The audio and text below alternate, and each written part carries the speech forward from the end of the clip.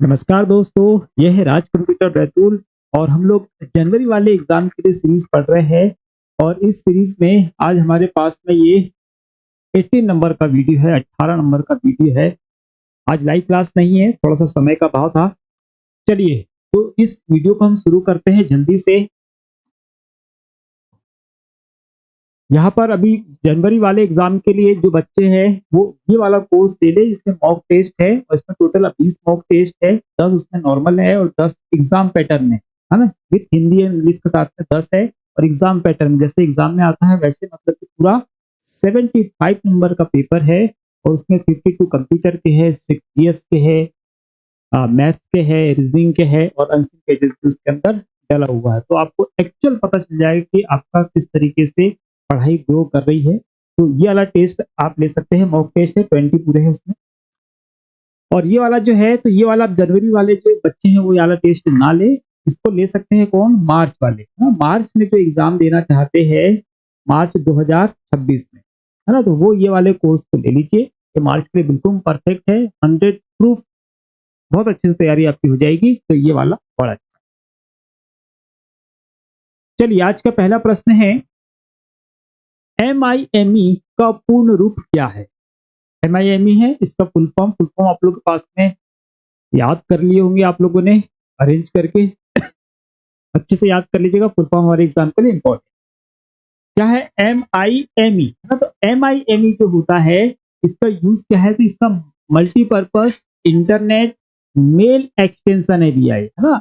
Multipurpose internet mail extension, ये इसका full form है। फुल फॉर्म हमको सीधे सीधे याद करने होते हैं, उसमें बहुत ज्यादा चीजें नहीं होती है और सिर्फ रट के या लिख लिख कर हम याद कर सकते हैं। तो याद कर लीजिएगा इसका MIME है ना। इसके अलावा बाकी आप लोगों ने कर लिए होंगे। अगला है डेटा इंक्रिप्शन स्टैंडर्ड, DES है ना। तो DES का भी फुल फॉर्म याद रखिएगा, डेटा इंक्रिप्शन स्टैंडर्ड है ना। अब इसका नाम पढ़ते से हमको समझ में आ रहा है कि यहाँ पे क्या है, इंक्रिप्शन है, मतलब कि ये क्या होगा, डेटा को इंक्रिप्ट करने का एक स्टैंडर्ड, मतलब कि एक फॉर्म होगा, एक तरीका होगा, है ना, जिसके माध्यम से डेटा को इंक्रिप्ट किया जाता है। इंक्रिप्शन के लिए हम लोगों ने पहले बात कर ली है। इंक्रिप्शन का कहने का मतलब ये है कि जब हम हमारा डाटा सेंड करते हैं, है ना, या सेंड कहीं पे भी किसी दूसरे कंप्यूटर पे या दूसरे डिवाइस पे हम लोग सेंड कर रहे हैं, तो यहाँ से हम सेंड कर रहे हैं तो वहां जब जाएगा तो रास्ते में कैसा हो जाएगा, वो इनक्रिप्ट फॉर्म में ही जाएगा। तो यही से इसी कंप्यूटर से डेटा को इनक्रिप्ट फॉर्म में या इस तरीके के कोड में बदल देंगे ताकि उसको कोई पढ़ ना सके, समझ ना सके, वो इंक्रिप्शन कहलाता है। उसी डाटा को इंक्रिप्ट करने का, है ना, इंक्रिप्शन की ये जो स्टैंडर्ड है या जो मेथड है वो होती है DES। में खालिस्तान के कारण प्लेन टेक्स्ट में छोटा सा बदलाव सिफर टेक्स्ट में बहुत बड़ा परिवर्तन लाता है ना। अब सिफर टेक्स्ट क्या होता है, तो ये वही है, डेटा को जब हम इनक्रिप्ट फॉर्म में करें ना, भाई मान लो नॉर्मल हमारे पास में लिखा हुआ है ये, है ना, ये हमारे पास में नॉर्मल लिखा हुआ है, नॉर्मल टेक्स्ट है, प्लेन टेक्स्ट है ना। इसको जब सिफर टेक्स्ट में बदलेगा तो कैसा हो जाएगा, इस तरीके से हो जाएगा। पढ़ लो इसको, है ना। तो ये क्या आपके पास में सिफर टेक्स्ट है, तो ये डाटा को हम इस रूप में बदल रहे हैं ना, तो यही कहलाता है इंक्रिप्शन कहलाता है ना। तो ये जो मेथड है डेटा इंक्रिप्शन की, इसके अंदर अगर सिफर टेक्स्ट में, मतलब सॉरी, अगर हमने प्लेन टेक्स्ट में, मतलब नॉर्मल टेक्स्ट, इसमें थोड़ा सा भी अगर हमने परिवर्तन किया ना, तो यहाँ पर बहुत बड़ा परिवर्तन हो जाएगा। तो ये कौन सा परिवर्तन है जिसके कारण थोड़ा भी हमने छेड़ा तो यहाँ पर जो कोडिंग होगी उसमें बहुत ज्यादा परिवर्तन हो जाएगा, ये प्रश्न पूछ रहा है। एक बार क्लियर लाइन में समझ लीजिए, डेटा इंक्रिप्शन की मेथड में ऐसा कौन सा परिवर्तन है जो उसके एक्चुअल फॉर्म में, ओरिजिनल फॉर्म में प्लेन टेक्स्ट है, उसमें थोड़ा सा भी करेक्शन करने पर जो उसका सिफर टेक्स्ट मतलब इंक्रिप्शन फॉर्म है उसमें बहुत बड़ा भूचाल आ जाएगा या बहुत बड़ा परिवर्तन आ जाएगा। तो वो कौन सा परिवर्तन, हमको बोला है iris effect, गैबर effect, avalanche effect और न्यूटन इफेक्ट, है ना। अब हम ऑप्शन की बात करते हैं। देखिए यहाँ पर हमारे पास में क्या है, आयरिस इफेक्ट है। तो आयरिस हम पहचानते हैं, आयरिस का यूज कहाँ किया जाता है, बायोमेट्रिक सेंसर में, है ना, बायोमेट्रिक सेंसर। और जो आयरिस है ये क्या, हमारे आंखों का रेटिना है, इसको स्कैन करने के लिए उसका प्रयोग करते, तो ये प्रश्न से रिलेट ही नहीं करता। फिर हमारे पास गैबर इफेक्ट, तो जो गैबर इफेक्ट होता है ये चित्रों पे या ग्राफिक्स पर अप्लाई करने के लिए किया जाता है ना। तो ये हमारे फिर प्रश्न से कैसा हो गया, ये अलग हो गया। अब यहाँ पे बचा हमारे पास एवलांच इफेक्ट और न्यूटन इफेक्ट। तो यहाँ पर न्यूटन इफेक्ट क्या है भाई, न्यूटन को हम लोग जानते हैं ना, न्यूटन के सिद्धांत हमने पढ़े हैं साइंस में, तो वो यहाँ पे क्या कर रहे हैं, यहाँ पे उनका कोई काम नहीं है। तो न्यूटन इफेक्ट जो है वो यहाँ पर भी किसी काम का नहीं है। अब क्या बचा हमारे पास में, हमारे पास बचा है एवलांच इफेक्ट। तो एवलांच इफेक्ट जो है यही डेटा इंक्रिप्शन में ऐसा परिवर्तन है जिसमें थोड़ा भी अगर छेड़छाड़ किया मूल टेक्स्ट में तो जिसका सिफर टेक्स्ट होगा, इंक्रिप्शन फॉर्म होगा, उसमें बहुत बड़ा परिवर्तन आ जाएगा। इसको याद रखिएगा, एवलांच इफेक्ट को। ठीक है, कुछ इमेज फाइल फॉर्मेट जैसे कि पीएनजी अथवा बीएमपी खालिस्तान का उपयोग करते हैं, है ना। ये हमारे पास दोनों के दोनों क्या है, इमेज के फॉर्मेट है ना, इमेज के एक्सटेंशन, फाइल एक्सटेंशन वाली जो सीट है। जिन लोगों को नहीं मिली है, मैं देख रहा हूँ आप कमेंट कर रहे हैं, जबकि मैं हर वीडियो में बता दे रहा हूँ अब कि वो कहाँ मिलेगी आपको। तो एप्लीकेशन आप लोग डाउनलोड करिए Raj computer Betul Google Play Store से, और वहाँ पर जो फ्री मटेरियल है उसमें जाइए, वहाँ पर आपको मिल जाएगी। इसका पासवर्ड भी वहीं पे दिया हुआ है पीडीएफ का, उसका पासवर्ड डालिए, डाउनलोड करिए और पढ़िए। ठीक है, तो हमारे पास में है कुछ इमेज फाइल फॉर्मेट, है ना, ये एक्सटेंशन है, खालिस्तान का उपयोग करते हैं। किसका उपयोग करते हैं, ये वाले फॉर्मेट हमको बोल रहा है defragmenting algorithm, lossless data compression algorithm, lossy data compression algorithm और फ्रेगमेंटिंग एल्गोरिथम। देखिए यहाँ पर अगर ऑप्शन को हम ध्यान से देखें तो यहाँ पर हमको क्या दिख रहा है, फ्रेगमेंटिंग दिख रहा है, यहाँ पे क्या दिख रहा है, डीफ्रेगमेंटिंग दिख रहा है। ये दोनों के दोनों कैसे है, एक ही है। डेटा डिस्क डीफ्रेगमेंटर बोलते हैं हम लोग या फ्रेगमेंटिंग बोलते हैं। तो इसका होता क्या है, ये हमारी डिस्क में जो डाटा अलग अलग अव्यवस्थित पड़ा हुआ रहता है उसको एक जगह लाकर एक व्यवस्थित क्रम में जमाने की विधि है, जिससे हमारी हार्ड डिस्क के ऊपर स्पेस मिल जाता है। भाई बिखरा हुआ पड़ा हुआ है, समेट के एक जगह लाके कर दिया उसको, तो खाली स्पेस मिल गया हमको। वो क्या होता है, डीफ्रेगमेंट या फ्रेगमेंटिंग एल्गोरिथम कहलाता है। ये हमारे प्रश्न से रिलेट नहीं कर रहे दोस्तों, यहाँ पे तो इमेज की बात हो रही है ना, और ये क्या है, ये हार्ड डिस्क की बात हो रही है। अब यहाँ पे दो मेथड है, लॉसलेस डाटा कंप्रेशन और लॉसी डाटा कंप्रेशन एल्गोरिथम। तो अगर इन दो इमेज को आप लोग जानते होंगे, काम अगर इसमें आप करते होंगे, तो इसमें हमेशा हमको क्वालिटी जो मिलती है बहुत अच्छी मिलती है, अच्छी क्वालिटी मिलती है। तो अच्छी क्वालिटी मिलने के कारण ही ये जो फॉर्मेट्स होते हैं पिक्चर्स के, ये लॉसलेस डाटा कंप्रेशन एल्गोरिथम का पालन करते हैं, है ना, जिसमें उसकी क्वालिटी का लॉस होगा क्या, नहीं होगा। लॉस कैसा होगा, बहुत कम होगा। तो लॉस लेस वाला फॉर्मेट जब उसको कंप्रेस किया जाएगा तो डाटा लॉस कितना होगा, बहुत कम होगा, ताकि उसकी क्वालिटी खराब ना हो। लॉसी डाटा कंप्रेशन एल्गोरिथम में क्या होता है कि क्वालिटी खराब हो जाती है ना। यही पे अगर मैं एक फॉर्मेट रख दूं आपको जेपीईजी का, है ना, या जेपीजी आपने सुना होगा, तो जेपीजी फॉर्मेट जो है ये पिक्चर्स का है। जब इसको हम लोग कंप्रेस करते हैं तो बार बारीक हो जाती है ना, बिल्कुल पिक्सल फटने लग जाते हैं। तो वो क्या है, जेपीजी आएगा किसमें, लॉसी डाटा में आएगा, है ना। और पीएनजी बीएमपी का में आ रहा है, ये हमारे पास में लॉस लेस डाटा में कंप्रेशन में आएगा। इसको याद, एमएस एक्सेल 2010 में रिबन बार में खालिस्तान टैब बैकस्टेज व्यू में जंप करने की सुविधा देता है ना। बैकस्टेज व्यू, अभी इस पे हम बात करते हैं, जिसमें आवश्यक फाइल संबंधी कमांड और एक्सेल के विकल्प होते। ठीक है, एमएस एक्सेल का क्वेश्चन है तो एमएस एक्सेल के ही विकल्प होंगे, उसकी क्या दिक्कत। यहाँ पर हम बात करते हैं कि रिबन में खालिस्तान टैब ऐसी कौन सी टैब है जिसके प्रयोग से हम क्या कर सकते हैं, बैक स्टेज व्यू पर जा सकते हैं।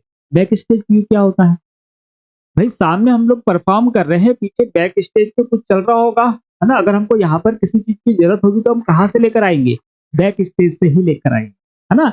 जब भी नया जब कोई आपने वो देखा होगा, ड्रामा वगैरह देखा होगा, तो सामने एक जो सीन चला गया, है ना, अब अगला सीन आएगा तो कहाँ से आएगा, ये सीन खत्म हो गया, अगला सीन लेके आना है तो कहाँ से आएंगे, बैक स्टेज से ही फिर वो फ्रंट पे आएगा। तो बैक स्टेज क्या होता है, जो पीछे की तरफ आपका बिल्कुल डाटा तैयार करके रखा हुआ है ना, या वहां पर आपको जो भी चीज चाहिए आपके डॉक्यूमेंट के लिए वहां से मिलने वाली है। बात एक्सेल की हो रही है। तो हम कहाँ पे क्लिक करने वाले हैं? यहाँ पर बैक स्टेज पे जाने के लिए हम लोग क्लिक करेंगे भैया फाइल पर। ठीक है, जैसे ही हम फाइल पर क्लिक करते हैं, 2010 की बात हो रही है, तो वहां पर हमको इस तरीके से एक ब्लैंक पेज मिल जाएगा। ब्लैंक पेज के बाद में यहाँ पर और अलग अलग प्रकार के पेज हमको मिलेंगे, है ना। चाहे आप इसमें लेटर बना लो, रिज्यूम बना लो, फॉर्म बना लो, फ्रंट पेज बना लो।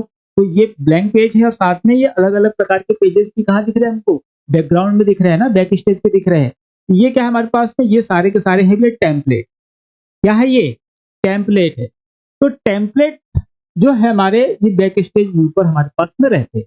कहाँ से जाना पड़ेगा हमको? जैसे हम फाइल पे क्लिक करेंगे, है ना, और यहाँ पे आपको एक ऑप्शन मिलेगा, क्या है वो? न्यू, है ना। जैसे ही न्यू पे क्लिक करेंगे, अब आपके पास ये सारे ऑप्शन आ गए। तो ये होता है इसका बैक स्टेज व्यू होता है किसी भी फाइल का। तो यहाँ पर अगर आप एमएस एक्सेल में हो तो यहाँ पर एमएस एक्सेल के मिलेंगे। पहले तो न्यू मिलेगा, फिर कैलकुलेशन सीट मिलेगी, है ना, आपको बजट के लिए मिलेगी, कैलेंडर मिलेगा। इस तरीके के यहाँ पे टेम्पलेट वहां पर आपको मिलने वाले हैं। एमएस वर्ड में क्या होगा? तो रिज्यूम होगा, लेटर होगा, फॉर्म होगा, फ्रंट पेज होगा, ये वाला ऑप्शन मिलेंगे आप। तो कहाँ से जाएंगे हम लोग? फाइल मेनू पर क्लिक, फाइल टैब पर क्लिक करके और देन हम पीछे चले जाएंगे तो हमको ये वाले ऑप्शन मिलते हैं। याद रखना कि अगर एग्जाम में क्वेश्चन आया कि टेम्पलेट कहाँ से आप लोग इंसर्ट कर सकते हैं, है ना, तो क्या बताएंगे? यही फाइल में जाएंगे, न्यू पे जाएंगे और यहाँ पर आपको सारे के सारे टेम्पलेट मिल जाएंगे। टेम्पलेट क्या होते हैं? तो प्री डिफाइंड डिजाइन में पहले से डिजाइन करके रखी गई है और उन फाइलों को हम हमारे जो करंट फाइल है उसमें हम ऐड कर सकते हैं, या उसी की जैसी हमको नई फाइल बनाना होगा, टेम्पलेट इंसर्ट करेंगे, थोड़े से करेक्शन करें और आपका डाटा तैयार हो जाएगा, आपकी फाइल तैयार हो जाएगी। ठीक, तो इनको याद रखें। इसमें फार्मूला है, इसमें होम में बेसिक है और रिव्यू में चेक करने वाले वहां पर टूल्स हैं। हर बार जब कंप्यूटर स्टार्ट होता है, ऑपरेटिंग सिस्टम इन्हें लोड करता है ना। हर बार कंप्यूटर स्टार्ट मतलब क्या बोलते हैं हम लोग तो भैया उसको बूट ही बोलते हैं, है ना। और बूट बोलेंगे या फिर क्या बोलते हैं? रीबूट बोलते हैं, है ना। बूट को हम लोग क्या बोलते हैं? इसको बोलते हैं हम लोग हार्ड, है ना। इसको क्या बोलेंगे हम लोग? सॉफ्ट। ठीक है, और हम क्या बोलते हैं? स्टार्ट या बूट करना, है ना। तो हार्ड बोल दिया हमने, सॉफ्ट बोल दिया। अब यहाँ पर हमारे पास क्या बचेगा? यहाँ बचेगा कोल्ड और यहाँ क्या बचेगा? वॉर। ठीक है, तो बूट मतलब कंप्यूटर चालू करना और इसके लिए हम यहाँ पे क्या बोलते थे? स्टार्ट। और यहाँ पे क्या आएगा आपका? री स्टार्ट। तो इतनी चीजें आपको याद रखनी है यहाँ पर, स्टार्ट, बूट, हार्ड, कोल्ड, है ना। स्टार्ट करना है या बूट करना है या हार्ड बूटिंग है या कोल्ड बूटिंग। रीस्टार्ट में आएगा रीस्टार्ट, रीबूट, सॉफ्ट बूटिंग और वार्म। अब हमने क्या किया है? कंप्यूटर को स्टार्ट कर लिया। स्टार्ट करने के बाद में ऑपरेटिंग सिस्टम इन्हें लोड करता है, मतलब कि जितने बार हम कंप्यूटर को रिस्टार्ट करते हैं, चालू करते हैं, कौन सी प्रोसेस बार बार दोहराई जाती है, ये प्रश्न हमको बोल रहा है। डिवाइस मैनेजर को लोड करेगा, विंडो अपडेट्स को लोड करेगा, ड्राइवर अपडेट्स को, या डिवाइस ड्राइवर को। तो देखिए, जब भी कंप्यूटर हम लोग शट डाउन करते हैं, मतलब हमने कंप्यूटर बंद कर दिया है, बंद होने के बाद में अब हम चालू करेंगे उसको, है ना, या तो हम हार्ड करेंगे, रिस्टार्ट जैसे भी करना है। कंप्यूटर ऑन कर रहे हैं आप, ये मान। जैसे हम ऑन करते हैं तो पहले क्या होगा? बूटिंग प्रोसेस होगी, इसमें क्या होगा आपका? पहले विंडोज अपलोड होगा, फिर विंडोज मतलब कि ऑपरेटिंग सिस्टम अपलोड हुआ। अब ऑपरेटिंग सिस्टम अपलोड होने के बाद क्या होगा? अब वो जितने भी डिवाइसेस होंगे ना, उसके ड्राइवर को अपलोड करेगा। कौन? Operating system. क्योंकि एक बार हमने ड्राइवर इंस्टॉल कर दी है तो कहाँ पर है वो ड्राइवर जितने भी होते हैं सारे के सारे ऑपरेटिंग सिस्टम में होते हैं, ना कि हमारी हार्ड डिस्क। जो भी सॉफ्ट हार्डवेयर, जो भी नया कंपोनेंट हम लगाते हैं, हार्डवेयर वाइज प्रिंटर होगा, ये होगा, वो होगा, स्कैनर वगैरह, तो जब हम इनके ड्राइवर इंस्टॉल करते हैं तो वो जो इंस्टॉलेशन प्रोसेस जाती है वो कहाँ जाती है? वो जाती है विंडोज में ना। तो विंडोज उसको ऑन करते हैं। ठीक, तो विंडोज क्या करेगा? हर बार डिवाइस ड्राइवर को लोड करता है। इसलिए आप देखिए कि कंप्यूटर चालू होता है उस समय हमारे कीबोर्ड माउस बेसिक तौर पर चालू हो जाते हैं, बायोस से जुड़े हुए हैं, है ना। इसके अलावा जितने भी डिवाइसेस हम लोग यूज करते हैं, कंप्यूटर ऑन होने के थोड़ा सा लेट होकर फिर वो स्टार्ट होते हैं, है ना। कई बार कीबोर्ड तो हो जाता है, माउस कई बार लेट कर जाता है ना, या प्रिंटर ड्राइवर ये सब, या नेट का जो लैन इंटरनेट यूज करते हैं कंप्यूटर में, उन लोगों ने देखा होगा कि कंप्यूटर आपने ऑन कर लिया उसके बाद नेट की कनेक्टिविटी आने में समय लगता है, जबकि केबल उसमें लगा हुआ है पहले से, लैन केबल के थ्रू कनेक्टिविटी है, लेकिन जो उसके सिग्नल आते हैं, सिग्नल आने में थोड़ा समय लगता है, क्योंकि उसके जो ड्राइवर होते हैं लैन कार्ड के या इथरनेट के जो ड्राइवर होते हैं, वो अपलोडिंग में थोड़ा सा समय लग जाता है। तो याद रखिएगा, हर बार इसको करेंगे। विंडोज अपडेट जो है हर बार नहीं करता है ना। एक बार वो डाउनलोड कर लेगा, है ना, डाउनलोड करने के बाद ही आपको रहेगा भैया आप बंद मत करना, मैं अपडेट ले रहा हूँ, फिर वो खुद ही रिस्टार्ट होगा, वो एक बार करेगा, है ना। डिवाइस ड्राइवर के जो अपडेट रहते हैं ये हमको करने पड़ते हैं, वो नहीं करता है ना। डिवाइस ड्राइवर मतलब ड्राइवर के जो अपडेट्स है ना, ये हमेशा हमको करने पड़ेंगे, ऑपरेटिंग सिस्टम नहीं करेगा। ऑपरेटिंग सिस्टम खुद को अपडेट जरूर ऑन कर लेगा, अगर ऑटोमेटिक होगा तो खुद को कर लेगा, है ना। और डिवाइस मैनेजर जो होते हैं ये हमको कहाँ मिलता है, जब हम सेटिंग्स ऑन करते हैं, सिस्टम सेटिंग के अंदर हमको डिवाइस ड्राइवर डिवाइस मैनेज करने के ऑप्शन वहां पर हमको, है ना। तो ये नहीं आएगा, ये भी नहीं, ये भी नहीं, ये वाला। Windows clipboard can hold multiple pieces, ठीक है। विंडोज क्लिपबोर्ड जो होता है वो एक ही समय में इंफॉर्मेशन के कई भाग को रख सकता है, या कई भाग को सेव करके रख सकता है ना। हमको ये तो पता है कि जब भी हम कॉपी या कट करते हैं तो बाय डिफॉल्ट रूप से कहाँ जाकर सेव होता है, तो क्लिपबोर्ड में सेव होता है ना। बात किसकी हो रही है, विंडोज, विंडोज में सेव हो रहा है। और अगर हम वर्ड एक्सेल में बात करें तो उसका खुद का भी होता है, वहां पर भी सेव होता है। तो जब भी हम क्लिपबोर्ड में कॉपी करते हैं तो वहां जाकर सेव हो रहा है, तो वो कई भाग में रख सकते हैं, मतलब बहुत सारी इंफॉर्मेशन रख सकते हैं कि वहां पर हमसे बोल रहा है ट्रू या फॉल्स, रख सकते हैं या नहीं रख सकते हैं, है ना। बहुत सारे कि एक कॉपी क्या, दो तीन चार पांच छह, ऐसी बहुत सारी कॉपियां वहां रख सकते हैं कि क्लिपबोर्ड में यस और नो के जवाब में इसका आंसर आएगा हाँ। क्या आएगा इसका, ट्रू, कि हाँ हम रख सकते हैं। और एग्जाम अगर पूछे आपसे कि कितने रख सकते हैं भाई, हाँ तो रख, ठीक है कि आप रख सकते हो, कितने कितने बार वहाँ पे कॉपी किया वाला रह सकता है, तो यहाँ पर हम रख सकते हैं टोटल 24 आइटम्स को हम लोग वहां पर सेव करके रख सकते हैं। जैसे हम 25 कॉपी करेंगे तो इसमें जो पहले नंबर का होगा वो अपने आप हट जाएगा, है ना। और ये कैसे याद रखना, ये इसकी जो मेमोरी होगी क्लिपबोर्ड की कैसी होगी, वो वोलेटाइल होगी। एक बार कंप्यूटर आपका बंद हुआ तो इसके अंदर जो क्लिपबोर्ड भी रहेगा वो अपने आप नष्ट हो जाएगा, ठीक। तो याद, बीसीडी डिजिट को स्टोर करने के लिए उपयोग किए जाने वाले बिट्स की संख्या, है ना। बीसीडी क्या होता है, तो binary coded decimal, full form याद रखना, बाइनरी कोडेड डेसिमल, है ना, बीसीडी का फुल फॉर्म होता है। तो बीसीडी क्या करता है, डिजिट को स्टोर करने के लिए कितने बिट्स की संख्या का प्रयोग करता है, ये एग्जाम का क्वेश्चन है ना। जो बीसीडी होगा किसी डिजिट को सेव करने के लिए या स्टोर करने के लिए कितने बिट्स संख्या का प्रयोग करता है, ठीक है। देखिए हमारे पास कंप्यूटर में डाटा स्टोर करने के लिए अलग अलग मेथड्स, है ना।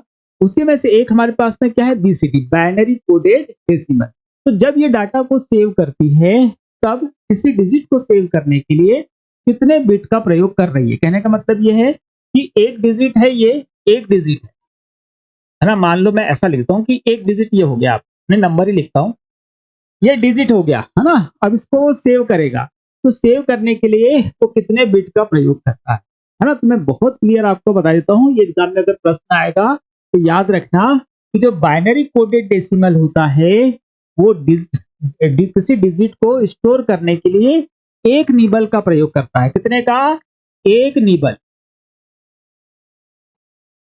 एक निबल का प्रयोग करता है, ठीक, याद रहेगा।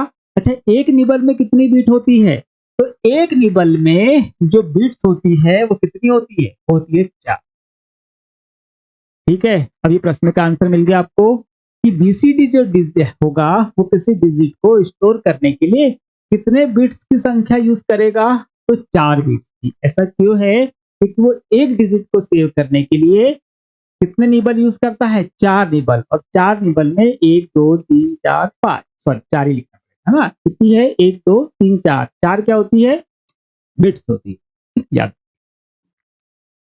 MIDI, मिडी, है ना। तो मिडी बहुत सारे लोगों को पता है। एक्चुअली होता क्या है कि यहाँ पे जो प्रश्न देते हैं, अगर 2000-3000 बच्चे देख रहे हैं तो 100-200 लोगों को क्वेश्चन पता है ना, रहता है पता। लेकिन अभी वहां पे 1200-1300 लोग हैं जिनको आंसर नहीं पता, है ना। तो प्रश्नों का लेवल वहां से वहां तक है ना। कई प्रश्न ऐसे भी आते हैं वो किसी से भी नहीं बनते, ठीक है, और कई प्रश्न ऐसे रहते हैं जो 50-70 के रेशो में चलते हैं। तो हमारे लिए सभी स्टूडेंट के लिए क्वेश्चन आना जरूरी होता है, इसलिए कई बार आपको इजी प्रश्न वहां पर देखने के लिए मिलते हैं।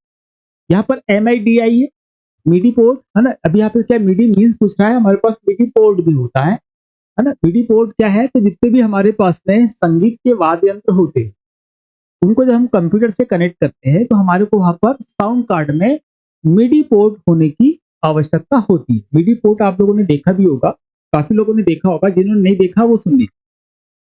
आप लोगों ने माइक देखा होगा जो ये साउंड वाले यूज करते हैं, या ऑर्केस्ट्रा वगैरह जो माइक देखा होगा ना, जो पहले बचपन में भी देखा होगा। तो एक एम्पलीफायर मशीन में उसको प्लग करते हैं। तो एम्पलीफायर मशीन में वो जो प्लग होता है, जहां पर गोल कलर का होता है ना, गोल साइज का होता है, जिसके अंदर उसके पिन लगाते हैं माइक की, तो वो जो पोर्ट होता है वो कहलाता है मिडी पोर्ट, है ना। तो उस पे क्या करते हैं, जितने भी म्यूजिकल इंस्ट्रूमेंट होते हैं सभी पोर्टों को, मतलब सभी डिवाइसेस को, म्यूजिकल इंस्ट्रूमेंट डिवाइसेस को कंप्यूटर से जोड़ने के लिए मिडी पोर्ट की हमको आवश्यकता होती है, ये याद रखिएगा। और मिडी जो पोर्ट हो, मिडी जो है यहाँ पर सिर्फ आपको क्या बताना है, उसका फुल फॉर्म बताना है। जैसे कि मैंने बोला है कि ये म्यूजिकल के लिए है ना। तो क्या आएगा, म्यूजिकल इंस्ट्रूमेंट, है ना। तो म्यूजिकल यहाँ पर भी है, म्यूजिकल यहाँ पर भी है। म्यूजिकल क्या है, इंस्ट्रूमेंट डिजिटल इंटरफेस, है ना। मतलब म्यूजिकल इंस्ट्रूमेंट के लिए एक डिजिटल क्या है, इंटरफेस, मतलब माध्यम है, ठीक। बस इसका फुल फॉर्म याद रखना ये। अगला प्रश्न है, इनमें से कौन हाई लेवल लैंग्वेज में लिखे हुए प्रोग्राम का अनुवाद मशीन के कोड में करता है, ठीक। हाई लेवल लैंग्वेज में कोई प्रोग्राम हमें लिखा हुआ है, उसको मशीन के कोड में, मतलब बेसिकली होने वाला क्या है, उसको वो ट्रांसलेट करने वाला, अनुवाद मशीनी भाषा के कोड में करता है। तो यहाँ पर हमको क्या ढूंढना है, यहाँ से हमको एक ऐसा ट्रांसलेटर ढूंढना है जो सिर्फ हाई लेवल लैंग्वेज को मशीनी भाषा में बदलता है, बस। यहाँ पे हमारे पास में असेंबलर है, तो असेंबलर लो लेवल का ट्रांसलेटर, निम्न स्तरीय भाषा में असेंबली भाषा को मशीनी भाषा में बदलने के लिए असेंबलर का यूज किया जाता है, बस इतना याद रखना। यहाँ पे हमारा कंपाइलर है, तो कंपाइलर कैसा है, ये हमारे पास में हाई लेवल लैंग्वेज के लिए ट्रांसलेटर है, जैसा कि प्रश्न बोल रहा है। आगे का देखते हैं, हमारे पास हमारा ऑपरेटिंग सिस्टम है, ये हमारे पास में इसका आंसर नहीं बनेगा, ऑपरेटिंग सिस्टम सिस्टम सॉफ्टवेयर है। एडिटर क्या है, तो एडिटर हमारे पास में यहाँ पे तो कहीं भी यूज में नहीं आता है। एडिटर जो हम लोग वीडियो वगैरह या साउंड वगैरह बना लेते हैं, उसके बाद एडिटिंग अगर कुछ करनी है तो वहाँ एडिटर का यूज किया जाता है। यहाँ पर अगर हम बात करें हाई लेवल लैंग्वेज में लिखे प्रोग्राम को कौन बदलेगा, तो ये हमारे पास में है कंपाइलर। प्रश्न का राइट आंसर हो गया। एक हमारे पास में क्या होता है, इंटरप्रेटर होता है दिया, है ना। कंपाइलर और इंटरप्रेटर ये दोनों के दोनों किसके लिए है, हाई लेवल लैंग्वेज के लिए है, ये याद। दोनों के अंतर भी हमारे एग्जाम में पूछता है। कंपाइलर की अगर हम बात करेंगे तो एक बार में पूरे प्रोग्राम को ट्रांसलेट कर देता, ठीक है। इंटरप्रेटर की अगर हम बात करेंगे तो एक बार में सिर्फ एक सेंटेंस को, एक बार में किसी प्रोग्राम के केवल एक सेंटेंस को ट्रांसलेट करेगा, फिर शुरू से स्टार्ट करेगा, फिर दूसरा सेंटेंस, है ना। ऐसा बारी बारी से केवल एक समय में एक सेंटेंस को ही वो ट्रांसलेट करता है। तो इसको याद रखना, इसमें प्रोसेस थोड़ी सी स्लो हो जाएगी, इसमें फास्ट। असेंबलर असीमी भाषा के लिए हो गया। अब यहाँ पे याद रखना, असेंबलर, कंपाइलर, इंटरप्रेटर, है ना, और ऑपरेटिंग सिस्टम, ये चारों की चारों सिस्टम सॉफ्टवेयर, ठीक है। क्या है, चारों सिस्टम सॉफ्टवेयर के एग्जांपल है, इसको ऐसा किया। मशीन लैंग्वेज मशीन पर निर्भर होती है, जबकि असेंबली लैंग्वेज मशीन पर निर्भर नहीं होती। कथन लिखा हुआ है भैया, आपको बताना है सही है या गलत है। मशीन लैंग्वेज मशीन पर निर्भर करती है, जबकि असेंबली लैंग्वेज मशीन पर निर्भर नहीं होती है। क्या लगता है आपको, सही है या गलत है? तो इसका जो आंसर होने वाला है वो गलत। कौन सा वाला है ये आ जाएगा भैया फॉल्स। क्यों? क्योंकि मशीन लैंग्वेज जो होती है ये मशीन लैंग्वेज पर निर्भर, मतलब मशीन पर निर्भर नहीं होती, है ना। लेकिन जो हमारे पास असेंबली लैंग्वेज होती है ये किस पर निर्भर होगी? मशीन पर निर्भर। सीधे सीधे बता देता हूँ, मशीन लैंग्वेज जो है ये मशीन को मतलब कंप्यूटर को सीधे सीधे समझ में आता है। कोई प्रॉब्लम आई? नहीं है। असेंबली लैंग्वेज जो है ये मशीन को सीधे सीधे समझ में नहीं आती, इसके लिए हमको असेंबलर लगता है, मतलब ट्रांसलेटर की आवश्यकता होती है। तो असेंबली लैंग्वेज जो होती है ये मशीन मतलब कंप्यूटर पर निर्भर करती है, जबकि मशीनी लैंग्वेज जो होती है जो स्वयं कंप्यूटर की भाषा है वो कंप्यूटर पर निर्भर नहीं करती है ना। क्योंकि कथन उल्टा बोल रहा था, इसलिए इसका आंसर कैसा है? गलत आएगा, है ना। हाँ, अगर वो यहाँ की जगह इसको अल्टी पल्टी करके रखते हम लोग तो देन वो क्या आ जाता? ट्रू आ जाता। सबसे उपयुक्त कथन को चिन्हित करें। यहाँ पे हम बस कथन दिए गए हैं, 4 है, कौन सा सबसे उपयुक्त है या कौन सा सही है ये बताना। मेल मर्ज का उपयोग पत्र को प्रिंट करने के लिए किया जा सकता है ना। मेल मर्ज से हम मेल को सेंड करने के लिए यूज करते हैं और उससे हम प्रिंट भी कर सकते हैं, है ना। तो ये सही। मेल मर्ज पर उपयोग मेल मर्ज का उपयोग पत्र और मेलिंग लेबल को प्रिंट करने के लिए किया जाता है। मतलब मेल मर्ज से हम पत्र और मेलिंग जो लेबल ऊपर पर्ची लगाते हैं, स्लिप लगाते हैं, उसको दोनों को प्रिंट किया जा सकता है। तो हाँ, हम प्रिंट कर सकते हैं। लिफाफे प्रिंट करने के लिए मेल मर्ज का उपयोग किया जा सकता है। तो हाँ, हम उससे लिफाफे डिजाइन भी कर सकते हैं, प्रिंट भी कर सकते हैं। हम उससे लेबल डिजाइन भी कर सकते हैं, प्रिंट भी कर सकते हैं। हम उससे लेटर डिजाइन भी कर सकते हैं और प्रिंट भी कर सकते हैं। और हम इन जो मेल है, इन्वेलप है, लेबल्स है, इनको हम सेंड भी कर सकते हैं, कोई दिक्कत नहीं आने वाली। तो यहाँ पे जो लास्ट वाला ऑप्शन है उपयुक्त सभी, ये वाला इसका राइट आंसर आ जाएगा कि हाँ ये सारी चीजें इसमें कर सकते हैं, ये सही। इनमें से कौन सी एप्लीकेशन सॉफ्टवेयर से संबंधित नहीं है? हमारे पास यहाँ एप्लीकेशन दी है और इसमें से कौन सी एप्लीकेशन सॉफ्टवेयर से संबंधित है? मतलब यहाँ पर जाहिर सी बात है कि वहां पे हमसे एक ही चीज पूछ रहा होगा। ये एप्लीकेशन पूछ रहा है तो हमारे पास में सिस्टम सिस्टम सॉफ्टवेयर होते हैं और एप्लीकेशन सॉफ्टवेयर होते हैं। ये बोल रहा है कि एप्लीकेशन सॉफ्टवेयर से संबंधित है, इससे एप्लीकेशन सॉफ्टवेयर पहचानना है बस। हमको बोल रहा है वर्ड प्रोसेसिंग सॉफ्टवेयर, तो यही है हमारे पास में application software. Word processing software मतलब कि एमएस वर्ड की बात हो रही है। एमएस वर्ड क्या है हमारे पास में? वर्ड प्रोसेसिंग सॉफ्टवेयर है और वो एप्लीकेशन सॉफ्टवेयर। डिवाइस ड्राइवर हमारे पास सिस्टम सॉफ्टवेयर है। ऑपरेटिंग सिस्टम भी कैसा है? सिस्टम सॉफ्टवेयर है। और लैंग्वेज ट्रांसलेटर भी अभी थोड़ी देर पहले हमने देखा, लैंग्वेज ट्रांसलेटर भी जो हमारे पास में तीनों के तीनों है वो भी सिस्टम सॉफ्टवेयर ही है। ठीक, बस। डॉक्यूमेंट पर लागू बैकग्राउंड का रंग या इफेक्ट इनमें नहीं दिखाई देता। अच्छा, मतलब कोई डॉक्यूमेंट होगा आपका और उस पर आपने बैकग्राउंड में आपने कलर किया है, एमएस वर्ड में किसी पेज पर आपने बैकग्राउंड कलर यूज कर या कोई इफेक्ट लगा दिया है, कहां पर? बैकग्राउंड में। तो बोले वो दिखाई नहीं देता। कहाँ दिखाई नहीं देता? वेब लेआउट में, प्रिंट लेआउट में, लैंग्वेज व्यू में या प्रिंट प्रीव्यू में। तो याद रखिएगा, जब भी हम बैकग्राउंड में कुछ लगाते हैं, वाटरमार्क छोड़ के, वाटरमार्क कोई इफेक्ट भी नहीं है और बैकग्राउंड भी नहीं है, तो दिखेगा, है ना। इसके अलावा, है ना, पेज कलर लगा रहे हैं या आपने और कुछ एनिमेशन वहां पे डाल दिया, तो वो हमको कहाँ नहीं दिखेगा? प्रिंट प्रीव्यू में हमको वो नहीं दिखेगा। क्यों नहीं दिखेगा? क्योंकि बैकग्राउंड जो कलर हम लोग लगाते हैं प्रिंट प्रीव्यू में नहीं दिख रहा है, मतलब वो प्रिंट भी नहीं होगा।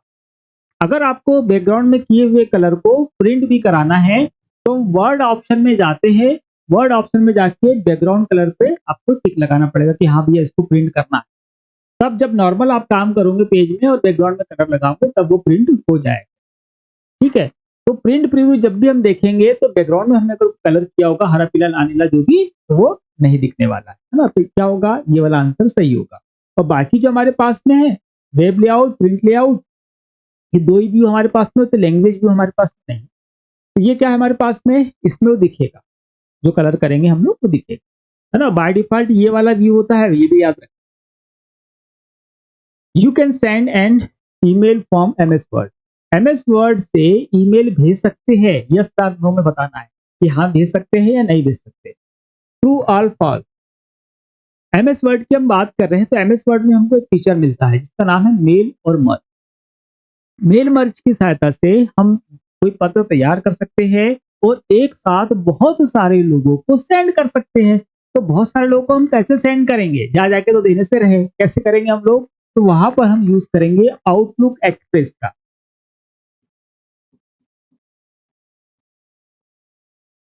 आउटलुक एक्सप्रेस का हम लोग यूज करेंगे। आउटलुक क्या है, तो एक ईमेल क्लाइंट है। क्या है, ईमेल क्लाइंट। ये क्या है, ईमेल, है ना। तो ईमेल क्लाइंट मतलब आउटलुक का प्रयोग करके माइक्रोसॉफ्ट से ईमेल हम लोग भेज सकते हैं। तो क्या आएगा, ट्रू, है ना। भेज सकते हो तो ठीक है, कैसे भेज सकते हैं वो भी हम लोगों ने देख लिया। एमएस वर्ड में सर्च केस सेंसिटिव होता है ना। एमएस वर्ड की बात कर रहा है, उसमें सर्च केस कैसा, सर्च जो होता है वो केस सेंसिटिव होता है कि मान लो हमको सर्च कराना है, हमको ऐसा सर ए बी सी, है ना, और हम उसको ए बी सी, ये हो गए अलग अलग case, upper case lower case, उस केस की बात कर रहा है, केस सेंसिटिव। तो क्या केस सेंसिटिव होता है, कोई कंटेंट आपको ढूंढना है आपके कंप्यूटर में या एमएस वर्ड में, कोई वर्ड आपको ढूंढना है, फाइंड एंड रिप्लेस आपने कमांड चलाया कि ढूंढ कर और बदल दो, है ना, या सिर्फ फाइंड चलाया कि सिर्फ ढूंढ ढूंढ के बता दो, तो क्या केस सेंसिटिव होगा वो, तो नहीं होता है ना। आप कैसे भी फॉर्म में लिख दो, चाहे ऐसा लिख दो ऐसा लिख दो, ढूंढ के लाके दे देगा आप। तो होता है क्या, एमएस वर्ड में सर केस सेंसिटिव है तो नहीं। क्या आएगा इसका जवाब, फॉल्स आएगा। हाँ, केस सेंसिटिव से याद आया मेरे को कि केस सेंसिटिव क्या होता है, तो आप याद रखना कि हमारे जो पासवर्ड होते हैं कहीं पर भी यूज कर रहे हो तो सारे के सारे पासवर्ड कैसे होंगे, केस सेंसिटिव। दूसरी चीज की वेबसाइट होती है, वेबसाइट के एड्रेसेस होते हैं www.google.yahoo.com gmail.com, तो ये केस सेंसिटिव नहीं होते, कैसे भी टाइप, है ना, कोई फर्क नहीं पड़ने वाला, है ना। और ईमेल आईडी भी क्या होती है, केस सेंसिटिव नहीं होती। हम लिखते जरूर छोटे फॉर्म में हैं और हम अपर केस में भी डालेंगे तो डाटा मतलब तो मेल सेंड हो जाएगा, कोई दिक्कत नहीं है। पासवर्ड याद रखना हमेशा केस सेंसिटिव। और केपचा, है ना, केपचा आप लोगों ने देखा होगा, केपचा कोड देखे क्या, कैप्चा कोड, है ना, या तो उसमें क्या आएगा आपको अलग अलग मतलब टेक्स्ट लिखा रहता है, कोई छोटा लिख देगा, है ना, फिर बड़ा लिख देगा, फिर नंबर लिख देगा, और फिर और कोई ऐसी संख्या लिख देगा, फिर ऐसा लिख देगा। इस तरीके से जो वर्ड आता है इधर बोलता है कि भरो, जैसा देख देख के और उसको भरो, ये क्या कैप्चा होता है ना। बहुत बार उसमें गलती हो जाती है क्योंकि कई बार ना मिक्स कर देता है, ऐसा करके और ऐसा कर देगा। अब पहचान कर लो क्या है। एक ही हो गया कैप्चा, एक कैप्चा आता है इमेज पहचाननी होती है ना, जो गूगल मोस्टली गूगल यूज करता है। यहाँ पे ऐसी इमेजेस रहेगी, यहाँ पे लिख दिया रहेगा क्या, ट्रैफिक लाइट, ट्रैफिक लाइट लिख देगा, ट्रैफिक सिग्नल। अब जहां जहाँ पे ट्रैफिक सिग्नल आपको दिख रहे हैं वो उस इमेज पे आपको टैप करना होगा। तो ये कैसा है, ये इमेज कैप्चा है। ये कैसा है, ये टेक्स्ट कैप्चा, है ना, तो ये भी याद रखना कैप्चा। चलो प्रश्न देखो, वर्ड में सुपर स्क्रिप्ट फीचर का उपयोग करके हम H2O2 लिख सकते हैं, है ना। एमएस वर्ड का क्वेश्चन है, सुपर स्क्रिप्ट फीचर का प्रयोग करके हम ऐसा लिख सकते हैं, ऐसा प्रश्न बोल रहा है। ये मैंने आपको बहुत बार समझा दिया है, बहुत बार पढ़ा दिया है ना, कि सुपर स्क्रिप्ट क्या होता है, सब स्क्रिप्ट क्या होता है, इनकी शॉर्टकट कीज क्या है, और कहाँ कहाँ कहाँ सुपर स्क्रिप्ट का प्रयोग करेंगे, कहाँ सब स्क्रिप्ट का प्रयोग करेंगे। तो ध्यान से देखिए, क्वेश्चन नंबर 16 है। इस 16 नंबर का क्वेश्चन आप कमेंट में मेरे को टाइप कर देंगे, ट्रू है कि फॉल्स है, बस इतना टाइप कर दीजिए, है ना। वर्ड में सुपर स्क्रिप्ट फीचर का प्रयोग करके क्या हम ऐसा लिख सकते हैं, अगर लिख सकते होंगे तो ट्रू लिखना, और नहीं लिख सकते होंगे तो फॉल्स लिखना। ठीक है, तो मेरे को पता चल जाएगा कि हाँ आपके कुछ समझ में आता है कि नहीं, हम इतनी मेहनत करते हैं पढ़ाने के लिए, तो आप लोग भी उतनी ही मेहनत करते हो कि नहीं। ठीक है, तो इसको लिख दीजिएगा, हमको पता चल जाएगा। चलिए, वह बिंदु जिस पर एक छोटी वर्टिकल रेखा जिसे कर्सर भी कहा जाता है ब्लिंक करती है, इसे इंसर्शन पॉइंट कहलाती है। ठीक है, ऐसी डंडी है हमारे एमएस वर्ड में होती है, बंद चालू होते रहती है। वह बिंदु जिस पर एक छोटी वर्टिकल रेखा मतलब ऐसी रेखा जिसे कर्सर भी कहते हैं, हाई से हम कर्सर कहते हैं, ब्लिंक करती है, इंसर्शन पॉइंटर कहलाती है। तो क्या ये डंडी इंसर्शन पॉइंटर कहलाती है क्या, ये प्रश्न पूछ रहा है ना। एमएस, जाहिर सी बात है ये वर्ड का ही क्वेश्चन होगा क्योंकि यहाँ पे कर्सर जो हमको एमएस वर्ड में ही मिलता है, सेल पॉइंटर हमको कहाँ मिलता है, एक्सेल में मिलता है। तो ये जो ब्लिंकिंग डंडी होती है वर्टिकल वाली, इसको इंसर्शन पॉइंटर कहते हैं या नहीं कहते हैं, ये प्रश्न है। तो याद रखिएगा कि इसे इंसर्शन पॉइंटर हम लोग कहते हैं। ये कैसा है? सही होगा। पाई चार्ट को इन पर प्लॉट किया जा सकता है ना। पाई चार्ट है, आपको मालूम है पाई चार्ट ऐसा होता है। पाई चार्ट ऐसे उसमें ट्रैक पे रहते हैं और इसको परसेंटेज में हम शो करते हैं। पाई चार्ट को इन प्लॉट पर किया जा सकता है, मतलब किसका प्रयोग करके और हम पाई चार्ट का प्रयोग कर सकते हैं। हमको बोल रहा है मल्टीपल डेटा सीरीज ओनली, मतलब केवल मल्टीपल डाटा सीरीज में इसका प्रयोग कर सकते हैं क्या? केवल 2 डाटा सीरीज में कर सकते हैं क्या? केवल 1 डाटा सीरीज में कर सकते हैं क्या? एग्जैक्टली 8 डाटा सीरीज में कर सकते हैं, है ना। ये प्रश्न पूछ रहा है। तो याद रखिएगा पाई चार्ट के लिए मैं सीधे सीधे बता देता हूं कि पाई चार्ट का जब भी प्रयोग किया जाएगा हम केवल और केवल 1 डाटा सीरीज का ही प्रयोग कर सकते हैं, एक से ज्यादा का प्रयोग उसमें हम नहीं कर सकते। ठीक है, इसका आंसर क्या आएगा? केवल 1 डाटा सीरीज, इसी का प्रयोग हम कर सकते हैं। और ऐसा पाई मतलब ऐसी होती है वो, या फिर उसको सेक्टर में ऐसा डिवाइड किया जाता है, ये भी याद रखना। और परसेंटेज वाइज यहाँ पे लिखा जाता है। वे रेफरेंसेस जो कि नए सेल में कॉपी करने पर अपने आप बदल जाते हैं, उन्हें कहते हैं। ऐसे कौन से सेल रेफरेंसेस मतलब सेल एड्रेस है ना, जो जब भी हम किसी आगे के सेल में कॉपी करते हैं तो उनके जो सेल एड्रेस होते हैं या सेल रेफरेंस जो होता है वो अपने आप बदल जाता है। कौन सा एड्रेस होता है या कौन सा सेल रेफरेंस होता है जो आगे सेल में कॉपी करने पर क्या होगा? बदल जाएगा। यहाँ पे लिखा तो कुछ था, यहाँ से उठा के अपने सेल एड्रेस को मतलब फार्मूले को यहाँ पेस्ट किया तो उसका क्या होगा? एड्रेस चेंज हो जाएगा या सेल रेफरेंस चेंज। हमको बोल रहा है relative reference, absolute reference, mixed और नन ऑफ द अबो। तो याद रखना नन ऑफ अबो इसका आंसर नहीं है। जो ऐसे एड्रेस होते हैं या सेल रेफरेंस होते हैं जो नीचे कॉपी पेस्ट करने के बाद बदल जाते हैं, उनको हम बोलते हैं रिलेटिव। क्या बोलेंगे उसको? रिलेटिव रेफरेंस, है ना। रिलेटिव रेफरेंस को हम हिंदी में क्या बोलते हैं? हम बोलते हैं सापेक्ष। क्या बोलेंगे? सापेक्ष बोलेंगे भैया। सापेक्ष एड्रेस या सेल एड्रेस बोलने की क्या दिक्कत है? कौन सा है? रिलेटिव चेंज होते रहेगा, जितने बार नीचे कॉपी पेस्ट करेंगे वो चेंज जाएगा। एब्सोल्यूट हमारे पास रेफरेंस होता है जिसमें हम डॉलर का साइन यूज करते हैं, ये चेंज नहीं होता। एक बार डॉलर लगा दिया आपने, अब वो चेंज नहीं होगा अभी, वैसा का वैसे ही रहने वाला। चलिए यहां पर हमारे पास में है एक सेल एड्रेस $A4 का एक्सेल में एक फॉर्मूले में उपयोग करने का अर्थ है। क्या अर्थ है भैया? इस तरीके का सेल एड्रेस यूज कर रहे हैं, है ना। सेल रेफरेंस मैंने अभी बताया, डॉलर लगाएंगे तो क्या होगा? वो चेंज नहीं होता है, फोर, है ना। ये हमारे पास क्या है? Cell address. देखिए एक हमने देखा रिलेटिव सापेक्ष वाला, एक एब्सोल्यूट है मतलब कि पूर्ण वाला। तो यहाँ पर डॉलर लगा दिया मतलब ये कैसा बन गया? ये एब्सोल्यूट हो गया। ठीक है, अब यहाँ पे हमने सेल जो ये क्या हमारे पास कॉलम है, ये रो है, 4 नंबर की रो है, इसके सामने डॉलर लगाया कि नहीं लगा? तो ये कैसा है? ये रिलेटिव, है ना। दोनों को जब मिलाएंगे हम, एब्सोल्यूट और रिलेटिव दोनों को मिलाने पर हमको जो रेफरेंस मिलने वाला है वो कौन सा है? मिक्स्ड सेल रेफरेंस, है ना। इसमें एक जो वैल्यू है ये फिक्स है, कॉलम फिक्स है, रो 4 है। रो हमेशा जब भी कॉपी पेस्ट करेंगे नीचे रो चेंज होते चलेगी, लेकिन कॉलम तो वही रहने वाला। ठीक, तो याद रखना कि यहाँ पर जो यूज कर लिया, अच्छा यहाँ पर भी कर सकते थे हम लोग, जैसे ऐसे, है ना, कि एक कॉलम को हमने क्या कर दिया? रिलेटिव में छोड़ दिया, और एब्सोल्यूट किसको कर दिया हमने? रो को। तो ये भी कैसा है? ये भी मिक्स वाला है।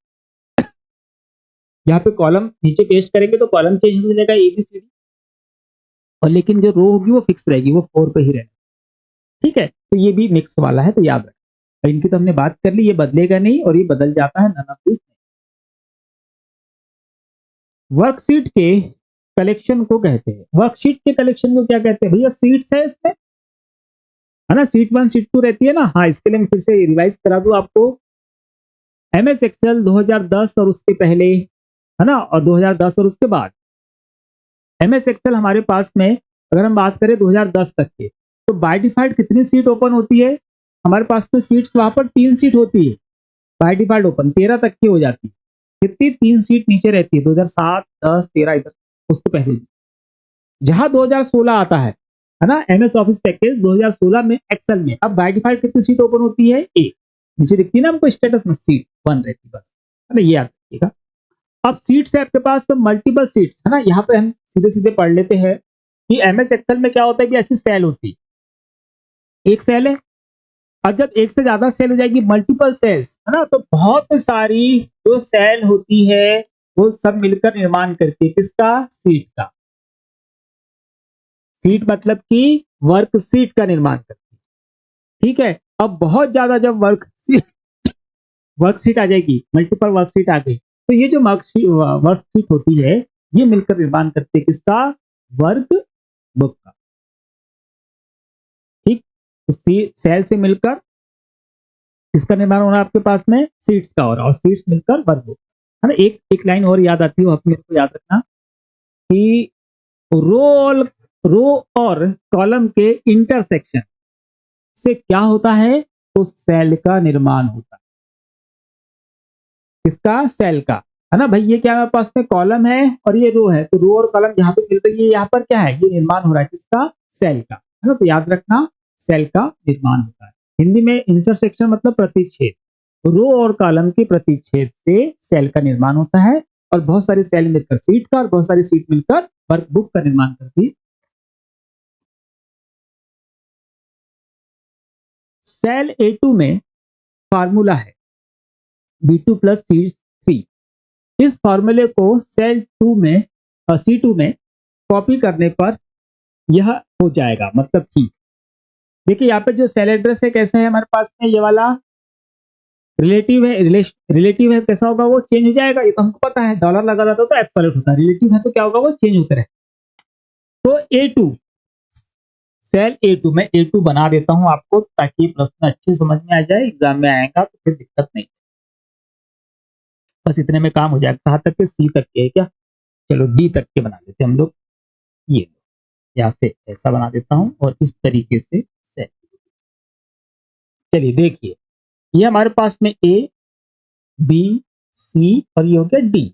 ये हो गया 1 2 3 4 5, ठीक। प्रश्न बोल रहा है सेल A2 में फार्मूला है। A2 का है हमारे पास में, तो ये हमारे पास में A और ये है 2। यहां पर लिखा है, क्या लिखा है दिया? यहां पर लिखा है B2 प्लस C3। हाँ ये लिखा हुआ है B2 प्लस C3, ये का ये लिखा हुआ है ना।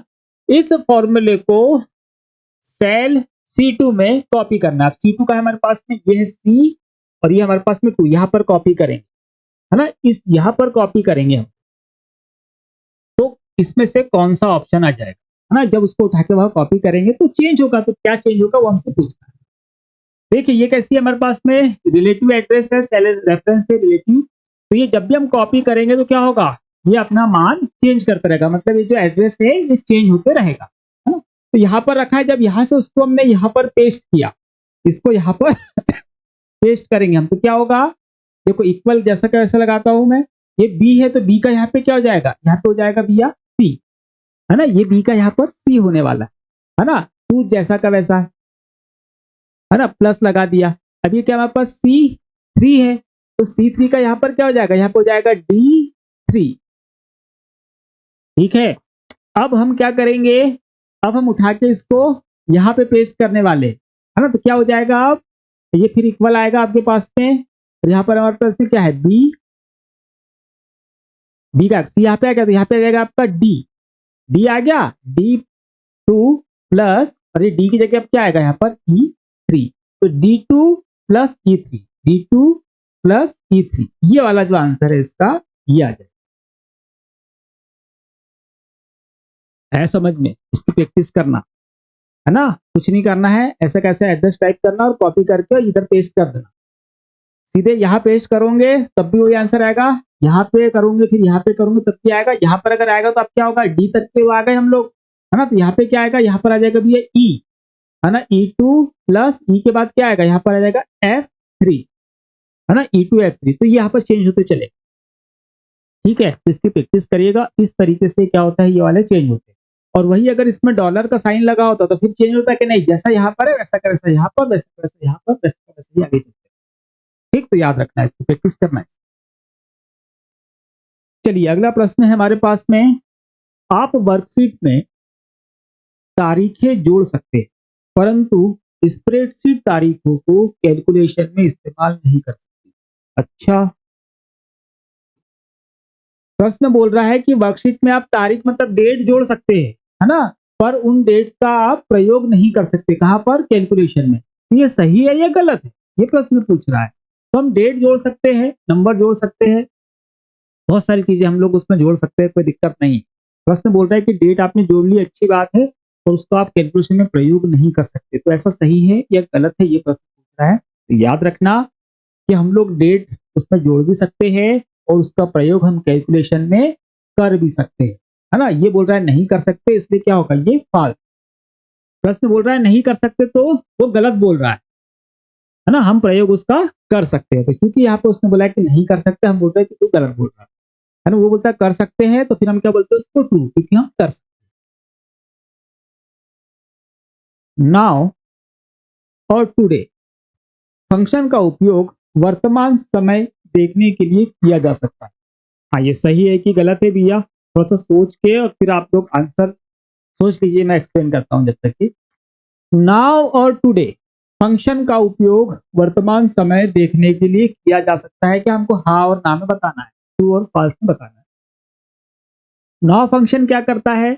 तो नाउ फंक्शन भैया डेट और टाइम दोनों को ला सकता है ना। नाउ जैसे नाउ और ब्रैकेट लगा के, इक्वल नाउ ब्रैकेट लगा के एंटर करेंगे तो सिस्टम में जो डेट और समय होगा वो दोनों के दोनों आ जाएंगे। अगर हम टुडे फंक्शन का यूज करेंगे तो इसकी मदद से हमारे सिस्टम में जो डेट होगी ना, तारीख, सिर्फ वही आएगी।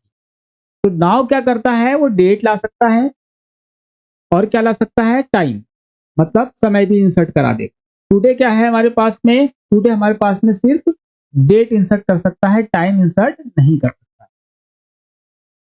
तो अगर ये प्रश्न हमारे पास में जो बोल रहा है कि नाउ और टुडे फंक्शन का उपयोग वर्तमान समय देखने के लिए, तो समय तो सिर्फ एक ही में दिख रहा है, दोनों का प्रयोग समय में नहीं कर सकते, इसलिए क्या हो गया, ये फॉल्स हो गया। अगर वो डेट के लिए पूछता ना हमसे सेम क्वेश्चन, समय की जगह क्या लिखा रहता, डेट रहता, दिनांक रहती, तब हम क्या बोलते हैं, ये ट्रू, ये सही है ना, क्योंकि दोनों से हम डेट ला सकते हैं। एक से डेट और टाइम आ रहा है, उससे सिर्फ डेट आ रही है, पर डेट दोनों से आ रही है, तब ये सही हो जाता है ना। लेकिन इस कंडीशन में ये कैसा होगा, गलत। एक्सेल डिफॉल्ट रूप से ग्रिड लाइन प्रिंट करता है।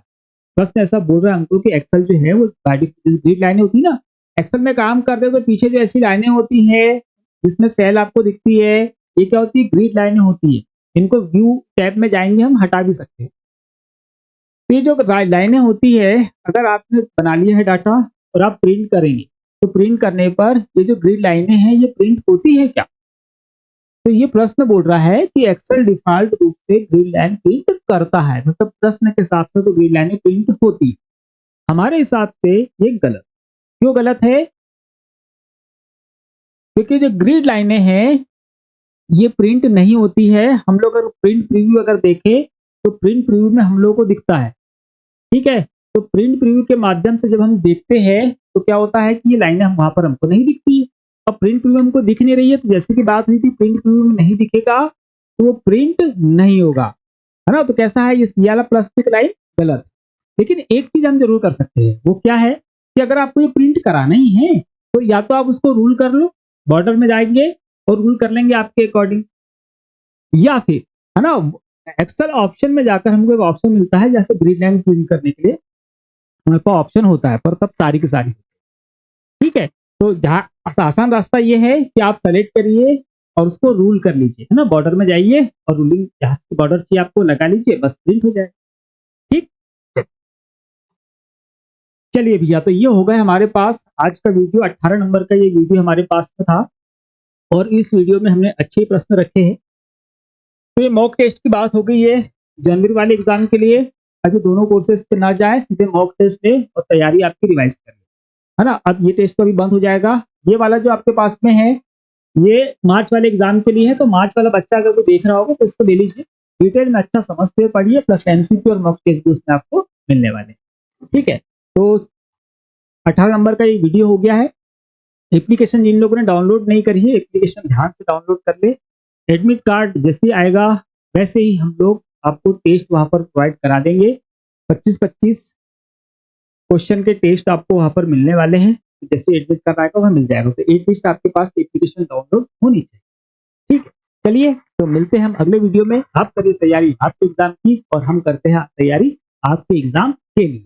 ठीक है, तो मिलते हैं नए वीडियो में, तब तक के लिए जय हिंद।